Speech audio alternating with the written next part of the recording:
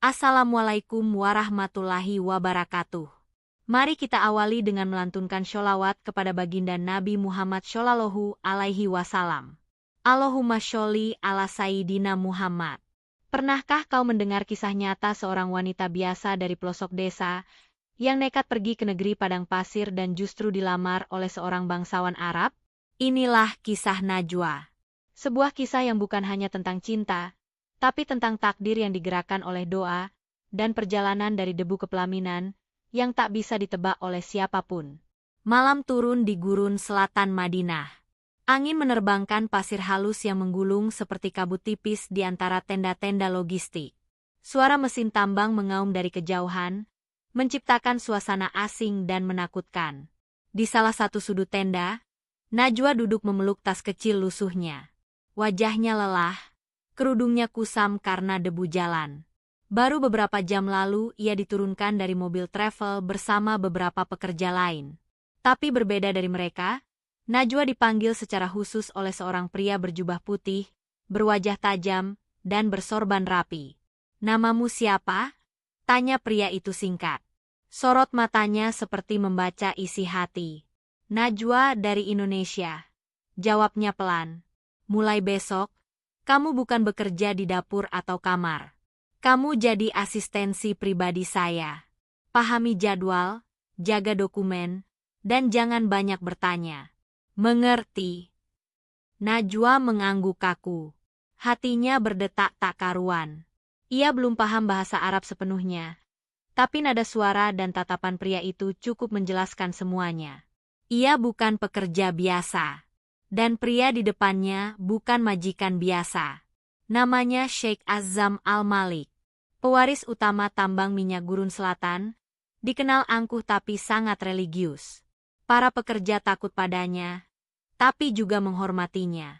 Sejak malam itu, Najwa dipindahkan ke kamar kecil di belakang ruang utama.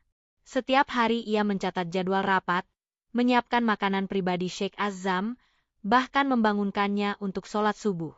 Azzam nyaris tak pernah berbicara banyak. Tapi Najwa sadar, ia sedang diawasi. Setiap gerak-geriknya, bahkan doa-doanya di malam hari, seolah tak luput dari pandangan majikannya itu. Pada malam ketujuh, badai pasir datang lebih cepat dari prediksi. Semua pekerja dipanggil masuk ke tenda utama.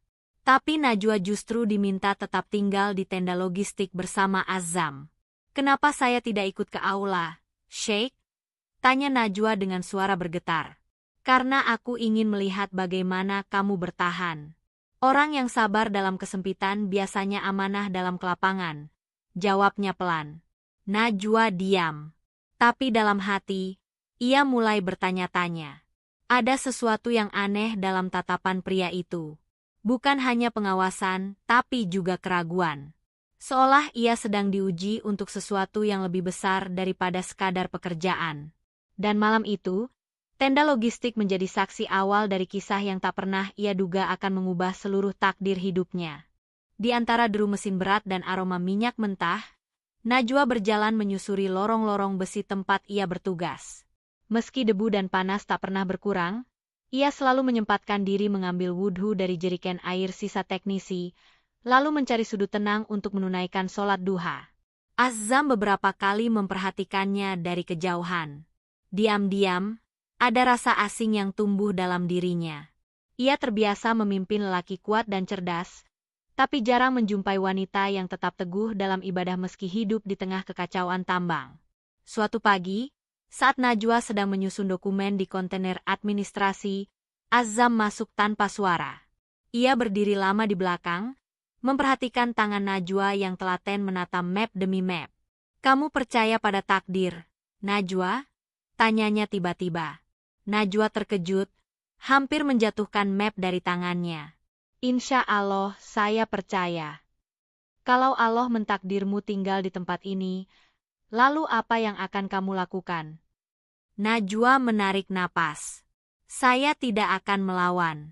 Tapi saya akan berdoa agar Allah bukakan jalan pulang. Karena saya datang bukan untuk hidup di sini, hanya untuk menghidupi keluarga saya." Jawaban itu membuat Azzam terdiam.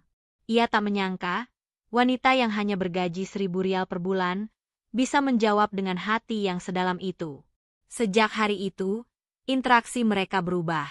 Azam mulai meminta pendapat Najwa tentang hal-hal kecil, seperti penyusunan laporan, hingga pengaturan jadwal kerja teknisi. Meski ia tetap menjaga jarak, tapi kini setiap keputusan penting selalu melibatkan Najwa. "Kenapa engkau tidak menikah, Sheikh?" tanya Najwa suatu malam dengan suara sangat pelan, saat Azam terlihat termenung di depan panel layar cuaca tambang. Azam menoleh lambat. "Karena aku terlalu sibuk mencari istri yang bisa bersujud di tengah dunia yang penuh angka." Najwa menunduk.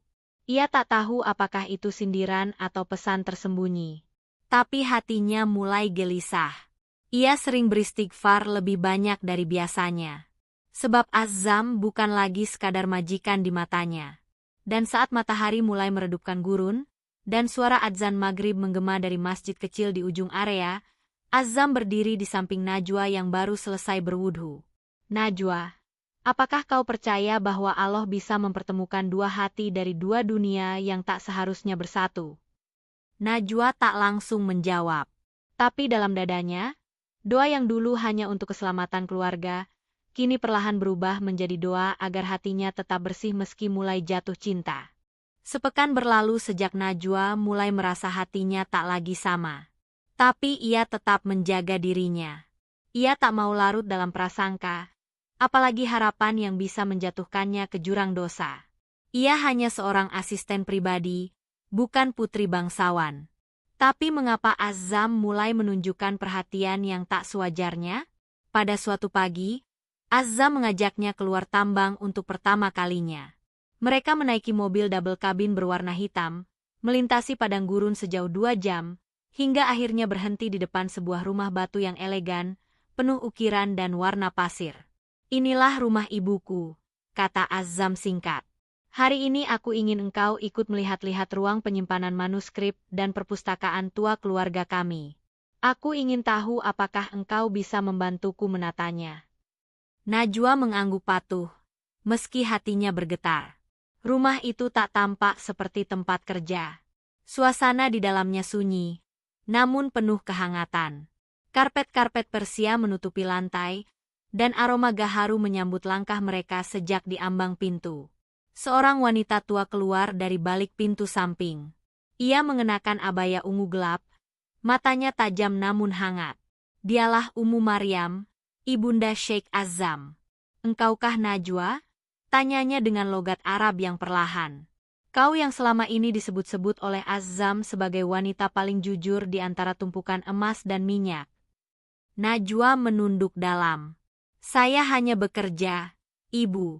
Tidak lebih. Tapi dalam kerja ada cahaya. Dan dalam kejujuran, ada kedudukan yang Allah angkat lebih tinggi dari darah bangsawan," kata sang ibu sambil menyentuh bahu Najwa. Malam itu, mereka bertiga makan malam bersama. Azam duduk di samping ibunya, sementara Najwa duduk dengan sopan di ujung meja.